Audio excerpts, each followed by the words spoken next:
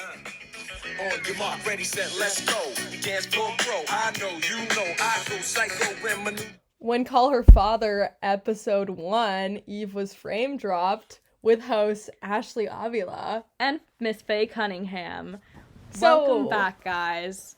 Ashley, what are we going to start with today? Do we want to start all the way from the beginning with the Genesis? Yeah, I think that's a good opening because, like Christianity says, it's the origin of Christianity. So it just makes sense for us to start in chronological order. Okay, well, it looks like that's where we're going.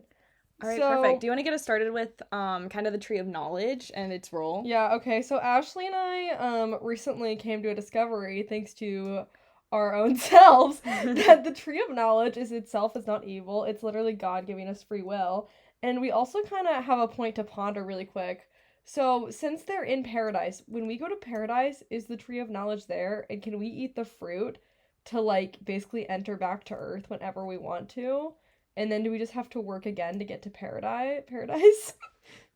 Yeah, no, and that's really interesting because then it just brings us to a point of Eve. Like, was she just the initiator? Was she the reason that we all kind of came down here for this? Should we go all the way back to Lilith? Oh, yeah. I guess one might wonder, who is Lilith?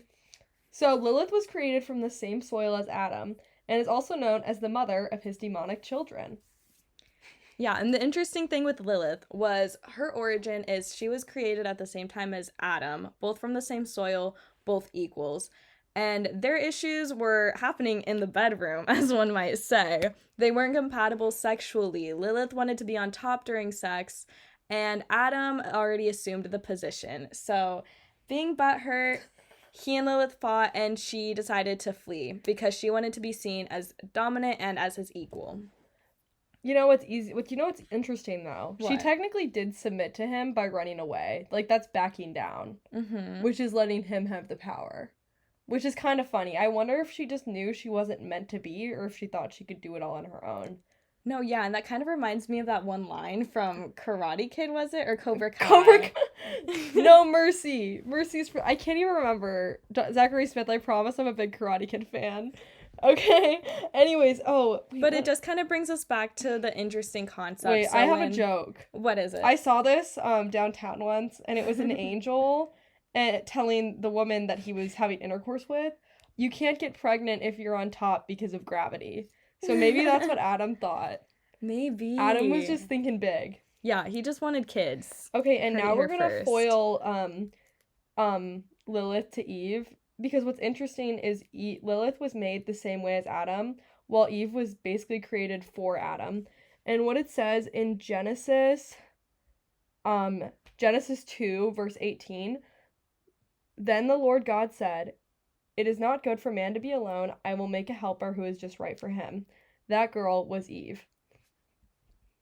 And that's just really interesting because Lilith was always just this big power, and even with mythology and everything, she's seen as the evil, you know, like first demon, first wife, but God replaced her because she wasn't submissive.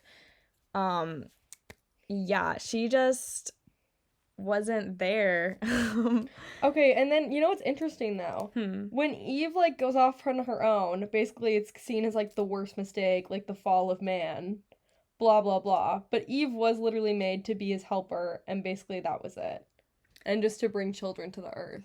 Right, because the interesting thing is when Lilith did disappear and Adam explained what had happened, God sided with Adam, and it just kind of led people, or like scholars, to wonder whether God originally created her to be evil from the beginning, or whether, I don't know, just something like that. You know what's funny? This is how men were writing about them. Like, this probably did not happen.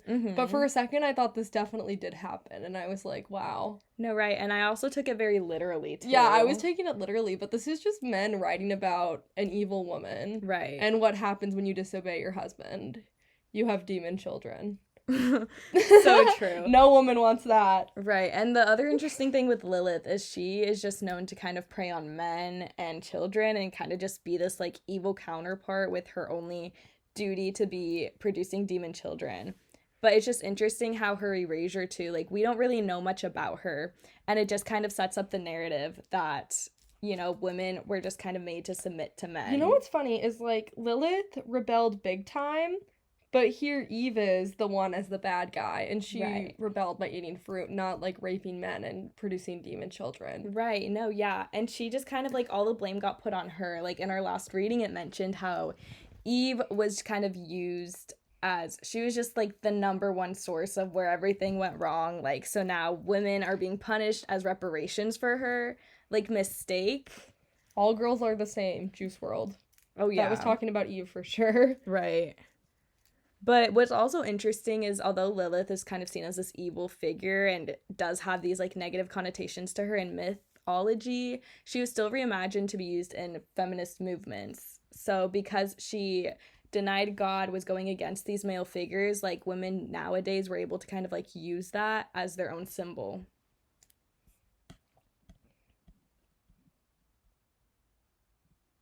Oh, the other interesting thing is some myths showed that Lilith was actually the serpent.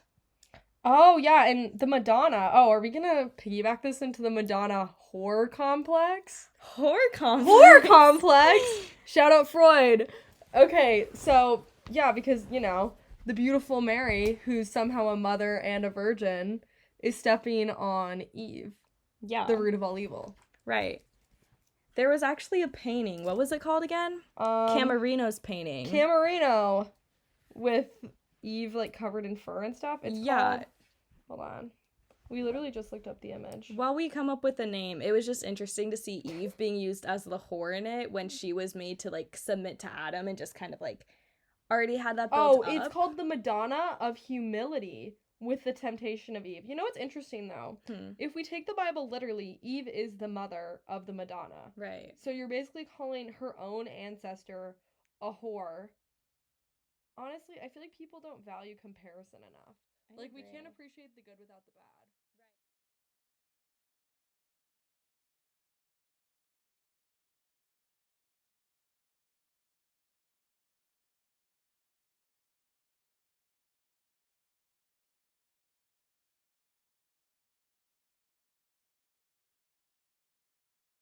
Okay, so yeah, with the Madonna whore complex, it's more known in movies, but it's basically women are either seen as like this chaste, good being or a promiscuous, like bad object. Prostitute type stuff. And I was actually reading up on this and it kind of showed that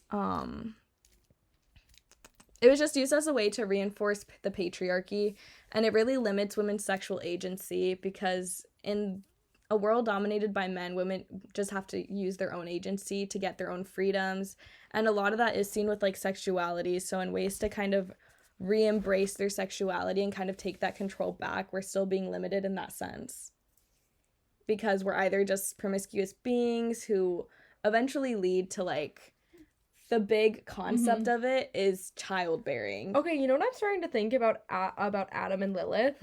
So, like, since she went on top first, do you think he was like, wait, am I not the first man she's been with? Like, am I being lied to about being the first man? Like, this girl has been around. Like, there's no way. How would she She's know to not go the on Madonna. top? She's a whore. Like, why would she Right. be on top? Like, she's already here to find something that she technically hasn't done. But why would you not follow tradition if it's your first time? Right.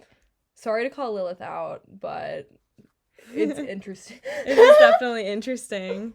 She wanted to take her own virginity. Speaking of virginity, let's talk about the ways that it's been used to either empower women or degrade them. Oh, that's a great segue, Ashley. I think the greatest reading that we saw that really represented virginity being used as like a positive thing was with Thecla, who used virginity as a way to kind of escape her problematic marriage, a life of constraint and stuff like that.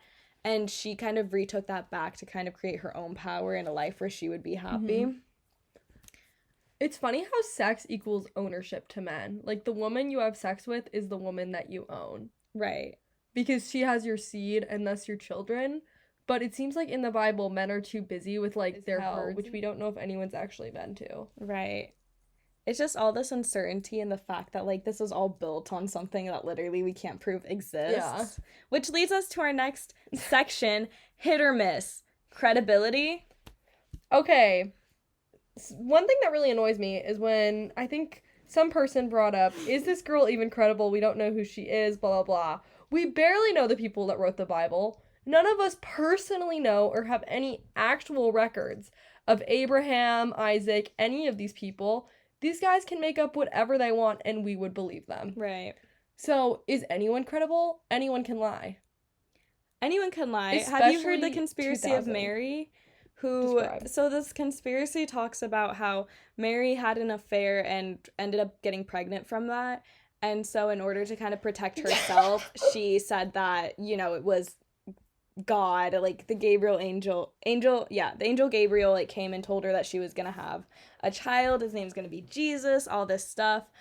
But Wait, so was Joseph just insane and imagined that an angel came to him and was like, believe Mary? Was that just like her friend, or was that like her she baby could have daddy? definitely gaslit him into believing that that actually happened. But the thing is, we don't know. It's all like we can't prove if it's credible or not because we can draw conspiracies like this. Yeah, here we are just believing whatever was written down. Like, let's write some interesting stuff down. Right. And the other funny thing is like a lot of people do take the Bible literally Like when it's all Concordia. metaphorical. Like we can't base anything off of credibility when this Bible wasn't even meant to be taken literally. Yeah, that's a really good point.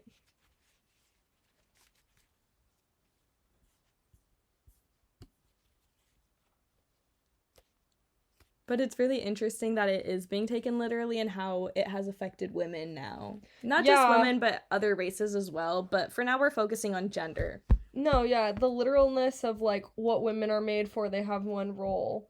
But obviously, like, okay, I feel like tribal society was so different because life was so much simpler back then. But now there are like multiple ways to make money. Like, you don't need a man to protect you and get you your goats fed anymore. Mhm. You know, like, now we have much more agency because of how much easier everything is. Like, you don't need a tribe. Right. You don't need, like, you can live in the city and be safe without a man. Right. Like, maybe have a friend with you. But back then, it was a much more dangerous time for everyone involved. And I feel like men also needed women, obviously. And women needed men. But now I feel like we're just evolving to just need ourselves. Or, as some people would say, need God. Need God, yeah.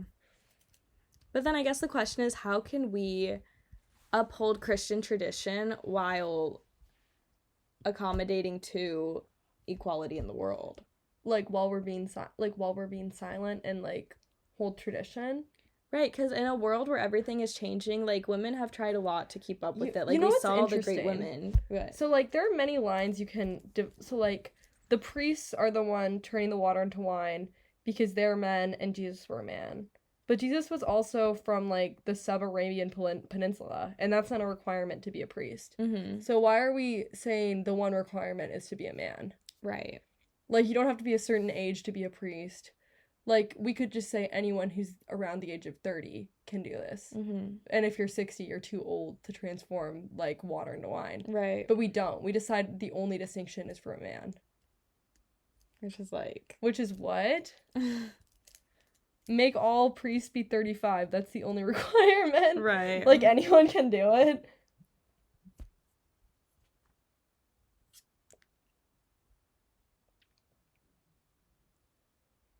Do you think Catholicism would be, like, be going as down and being as uncool as it was if, like, they didn't silence, like, half the population? Like, if women were allowed to, like, speak homilies and stuff or, like, speak up more at church, like, do you think it would be declining as much? I think it definitely, like, does affect it in that way, because we even saw, like, a lot of people did join Christianity because they were poor and they saw it as a way to kind of be able to have some sort of food. Like, it appealed to these people. And, like, for women, like, they had women going to kind of get a new voice for themselves and kind of be able to stand up for themselves. Like, they were really drawn to this religion that seemed very open to, like, them. Yeah, compared to, like, hardcore Judaism. Right. And so the fact that they kind of, like, had this entire new audience and decided to shut them down, like, I think definitely did affect them, because imagine how big of a role it would have played today.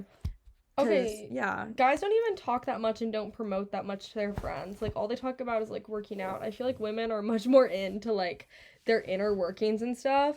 Or at least the women I know. I feel like if the Catholic Church catered more, like, women would be there all the time. Like, women would be there supporting their friends that are speaking. They would be talking about how it changed their lives. Like, we see how women talk about how yoga changes their lives. Right. But, like, You can be a yoga. You can be like, what's it called? Not a yogi. A yoga A guru. You can be a guru. But the Catholic Church doesn't allow women to like really be gurus. So therefore they can't promote it to like their wider audience. And also I feel like think about Emma Chamberlain and how many women like watch and are inspired by her. Mhm. Like imagine like the Emma Chamberlain of the Catholic Church is like Right. the Popess. Like the one, No, yeah. the woman pope. And there are just like a lot of old ideals that we kind of need to grow out of. Like the Vatican II really did change a lot of things. Yeah, like it made shout out Vatican II. Right, it made like masses happen in English. Like that already appealed to a new audience. And even like the Pope declaring that it's okay to be gay, like a couple years back, like that was really big. Wait, what needs to happen in Vatican III for like the Catholic Church not to become Greek mythology?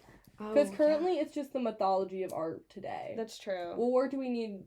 But also like religion helps with depression, I think. Yeah. Don't quote me on that. No, it's definitely a good light, and I've seen it work in a lot of ways where it's like, this is how we give back to our community. These are like some really good like morals. You know, I'd say that like preaching to not kill people, not steal, like being kind to your neighbors, like those are all pretty good morals being taught, but then it excludes all the like discriminatory things that are said there, like shutting women down, kind of showing them as submissive, preaching chastity, something that Basically shouldn't be goats that are way. only good for childbearing. Right.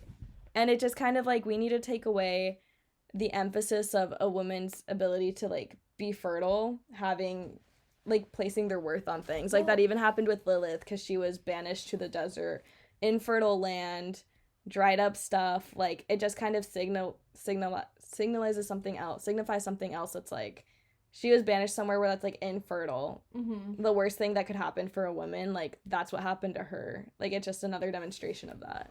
I feel like women still see being infertile as the worst thing. Mm-hmm. Like I feel like many people still fear that because that means the one thing that you're supposed to be able to do, you can't do. Right. And I feel like the Catholic Church doesn't really talk about, you know, babies as much anymore. Yeah. But now I think it just needs to like maybe shape a little bit more to the world and just be more realistic about what people want to know. Like people are much more selfish Mm-hmm. than like the Catholic Church is. So either the Catholic Church could really go against that and focus on like the oneness of everything, which I think would be really radical and draw people in. Like Right. you are nobody. Like we're all nobody. We all just like define ourselves by things that don't matter. But in reality, we're all like God or Christ. Like I think people would dig that. Or it could go along to like the meditation, Mm-hmm. like define it in your own way, which I think it's doing. But not enough people are into it because it's not radical. It's not exciting. Right. I don't know. They need to make it new. Yeah. It's just like these old practices, like not saying you have to change your like masses or whatever, but it just really needs to appeal to the changing world, because that's why spirituality has been so emphasized, because it's like emphasizing your own growth, your own change. And the church just isn't appealing to that. It's still talking to the masses, kind of reinforcing these old ideas. I feel like it's trying to do it, but it's just I don't know if people like the structure or they find like the water into wine unrelatable. Mm-hmm. Like it's just like not relatable enough because maybe they don't know enough about it. Like I don't know what it is. Yeah. Yeah, we don't know how to make religion fun again. But I guess you have to find your own way. Right. I think the way for it to kind of stop declining as much is to really just appeal and reach out to other audiences, being more inclusive with women. Something as easy as like women preaching, as we saw that like we had more evolution in that, but yet there were always boundaries placed to kind of limit that. Yeah. Just kind of appealing more to that audience, because there are a lot of women in the world. I wonder if we made like a femme only church, like anyone like presenting as female can go to your church, Mm-hmm. and we made it really just like basking, like almost okay. I'm currently reading The Red Tent and reading about how they're like about the moon goddesses and blah blah blah. All this like mixture of like, no offense to Jacob's wives, but low-key kind of pagan, but whatever. Anyways, so like maybe just kind of a Red Tent vibe where we all like weave together and listen to scripture.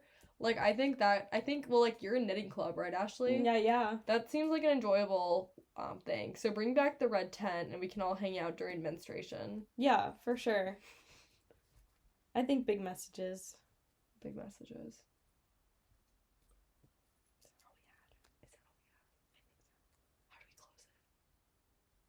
But moral of the story is Eve was framed. Eve was framed. we need to acknowledge Lilith. What would have happened if the Bible or just the origin of Christianity didn't emphasize man's domination? Honestly, yeah. And just like how we choose sex, like specifically, obviously there's other lines like racism, ageism, but that's like a pretty big thing in our society and why it hasn't been like kind of knocked out yet with the ages. Right. Oh my god, the fact that we have to listen to this. I know. But this has been Ashley and Faye signing out. Call her father. Peace. Episode 1. Bye. Bye.